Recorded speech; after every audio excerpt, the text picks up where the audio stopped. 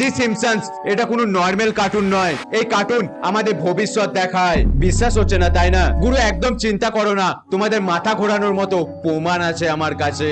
2000 সালে কার্টুনের একটা এপিসোড দেখানো হয় যার নাম বার্থ টু দি ফিউচার, যেখানে সিম্পসনস ফিউচারে যায় আর লিজা সিম্পসনস আমেরিকার প্রেসিডেন্ট হয়। আর সেই এপিসোডে বলে ডোনাল্ড ট্রাম্পের প্রেসিডেন্ট হওয়ার পর তাকে পড়ে যাওয়া অর্থ ব্যবস্থা ঠিক করার জন্য রাখা হয়েছে।